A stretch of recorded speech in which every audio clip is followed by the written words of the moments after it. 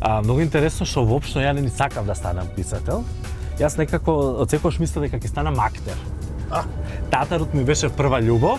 а книжевноста некако дојде отпосле во средно и некако на шега повише тргна пишувањето, отколку сериозно. Потоа запишав студии по компаративна книжевност, но никогаш не мислев дека еден ден тоа ќе ми биде професија и дека од тоа ќе можам да живеам, особено во Македонија каде што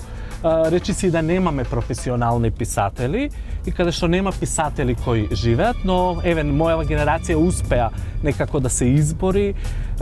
и да почне да биде и преведувана, а сето тоа се должи нели заради тоа што